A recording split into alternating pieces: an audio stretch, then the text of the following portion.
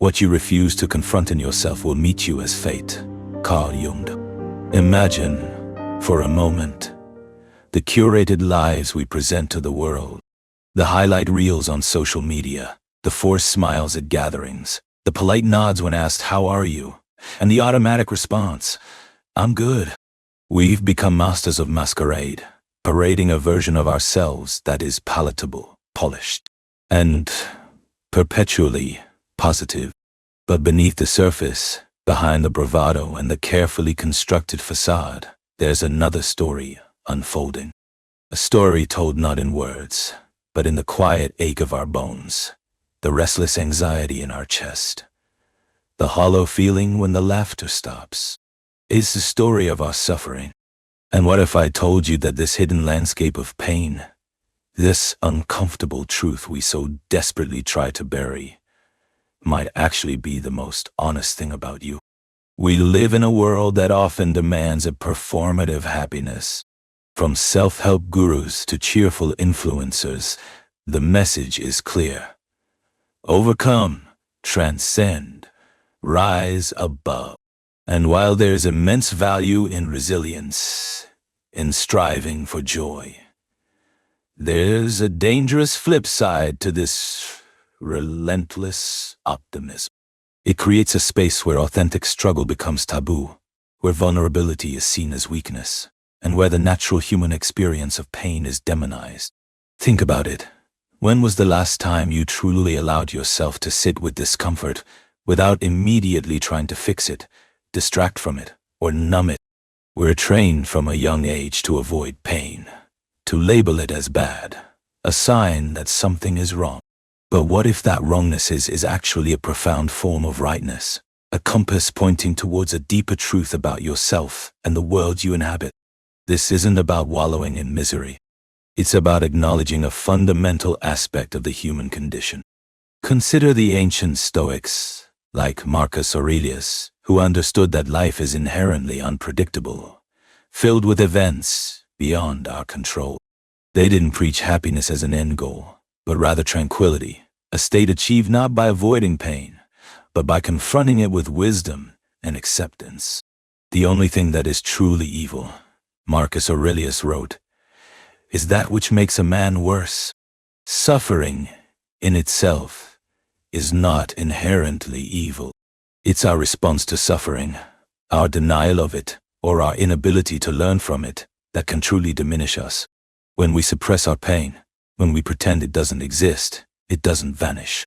It simply goes underground, manifesting in subtle anxieties, chronic restlessness, or an inexplicable sense of emptiness. It becomes a shadow, growing larger and more imposing the longer we refuse to turn and face it. Think of a time you were truly heartbroken. Maybe a friendship ended, a loved one left, or a dream shattered. In those moments, the pain was raw, visceral, almost unbearable. But wasn't there also an undeniable clarity? A stripping away of illusions, a brutal honesty about what truly mattered to you. In the depths of that anguish, you might have seen yourself, and others, with an unvarnished truth you hadn't accessed before. This is the paradoxical power of suffering. It dismantles the comfortable fictions we build around ourselves. It exposes our vulnerabilities, yes, but also our strength, our capacity for feeling, and the contours of our deepest values. It forces us to ask, what is truly important? What can I live without, and what defines my very existence? We often hear cliches like what doesn't kill you makes you stronger. While trite, there's a kernel of profound truth in it. But it's not the suffering itself that magically transforms us. It's the process of engaging with it, understanding it, and integrating it into our experience. Imagine a person who has never faced a significant challenge. Their sense of self might be fragile, their understanding of the world superficial. But someone who has weathered storms, who has navigated profound loss, or overcome immense obstacles, often carries a quiet wisdom, a depth of character that is palpable. Their eyes hold a different light, their voice a different resonance. They are, in a profound sense, more real. They have touched the raw edges of existence and have come back changed, not broken. This isn't to say we should actively seek out pain, or that all suffering is noble. There's senseless suffering, needless cruelty, and systemic injustice that we must strive to eliminate. But within the unavoidable suffering that life presents, loss, illness, disappointment, the inherent uncertainty of existence, there lies a profound opportunity. It's an invitation to authenticity. When we are in pain, stripped bare of our defenses, we are often at our most honest. The masks fall away. The performative smiles disappear. What remains is the raw, unadulterated self, grappling with a fundamental human experience. This raw self, though uncomfortable, is the most genuine version of you.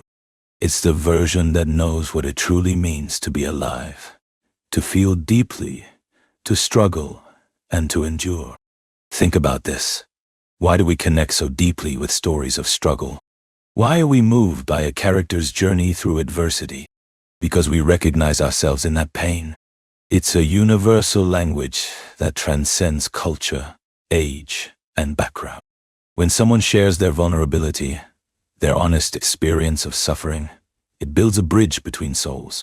It says, I understand, and you all are not alone. It's in these shared moments of genuine empathy, often born from acknowledging our own vulnerabilities, that true connection flourishes. The polished facade isolates us. The raw truth binds us. It's why people are often drawn to those who have been through something, not because they desire misery, but because they sense a depth, a wisdom, an honesty that only comes from navigating the difficult terrains of life. Consider the concept of shadow work in Jungian psychology. Carl Jung spoke extensively about the shadow, the repressed, denied, and unacknowledged parts of ourselves. Often, our suffering arises from these unintegrated aspects. The anger we suppress, the sadness we deny, the insecurities we refuse to face. These don't just disappear. They manifest as emotional distress, self-sabotage, or even physical ailments. True healing, Jung suggested, comes not from eradicating the shadow, but from bringing it into conscious awareness, from integrating it. This process is inherently uncomfortable, even painful, because it forces us to confront aspects of ourselves we'd rather keep hidden. But it's in this confrontation, this honest reckoning, that we reclaim lost parts of ourselves and move towards wholeness. It's a journey from fragmentation to integration, and suffering often serves as the reluctant guide. Let's take a common scenario. You've been passed over for a promotion you desperately wanted. Your initial reaction might be anger, resentment, or self-pity. You might try to convince yourself it wasn't fair, that they made a mistake. But if you allow yourself to sit with the deeper pain, the pain of feeling overlooked, the sting of your efforts not being recognized, perhaps even the fear that you're not good enough, then the suffering becomes a doorway. It asks, why does this hurt so much? What does this rejection trigger within me? Perhaps it illuminates a deep-seated insecurity or a pattern of seeking external validation. This isn't pleasant, but it's profoundly honest. And once you see it, truly see it, you can begin to work with it, rather than being unconsciously driven by it. The suffering, in this case, isn't a problem to be avoided, but a messenger pointing towards a deeper truth about your internal landscape. Or consider the experience of grief. When a loved one dies, the pain can feel like an abyss. There's no escaping it, no bypassing it. Attempts to stay strong or move on quickly often backfire, leading to prolonged suffering. But when we allow ourselves to truly grieve, to feel the profound ache of loss, we are engaging in one of the most honest acts of love and acknowledgement. The intensity of our grief often mirrors the depth of our connection. It's a testament to the love that existed. And in the process of grieving, we learn about our own capacity for resilience, our ability to carry immense sorrow while still finding moments of beauty and connection. We emerge from grief, not unchanged, but often with a greater appreciation for life, a deeper sense of empathy, and a more profound understanding of what it means to be human. The suffering, in this context, is a painful but necessary journey of transformation. The irony is that in our relentless pursuit of happiness, we often bypass the very experiences that could lead to genuine contentment. We chase fleeting pleasures, external validations, and superficial achievements, hoping they will fill the void. But true, sustainable well-being often stems from a deeper integration of all aspects of life, including the difficult ones. It's about cultivating a relationship with your entire self, the joyful parts, the strong parts, and yes, the suffering parts too. When you can look at your pain not as an enemy to be vanquished, but as a difficult truth to be understood, you gain agency. You stop being a victim of your circumstances and start becoming an active participant in your own growth. This is the honesty of suffering. It forces you to drop the pretense and confront reality, both external and internal. So, what does this mean for you right now? It means giving yourself permission to feel. It means resisting the urge to immediately sugarcoat, distract, or escape when discomfort arises. It means acknowledging the quiet whispers of your soul, the parts that might be aching, grieving, or struggling. It means understanding that sometimes the most courageous act is simply to be present with your pain, to listen to what it's trying to tell you.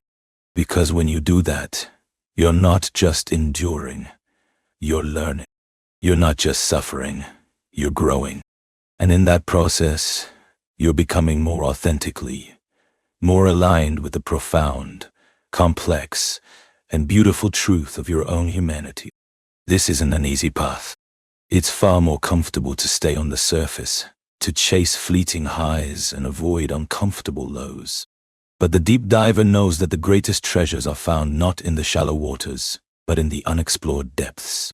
Your suffering, your pain, your discomfort, these are not flaws to be hidden, but profound indicators, honest reflections of your inner world.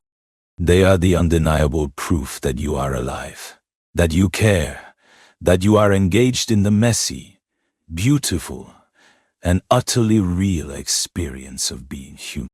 Embrace them, understand them, and let them guide you towards the most authentic version of yourself. If this resonated with you, if you've ever felt the quiet truth of your own pain, share your thoughts in the comments below. Let's create a space where honesty, even uncomfortable honesty, is not just tolerated, but celebrated. And if you want to continue exploring these deeper currents of human experience, make sure to subscribe. We're just getting started.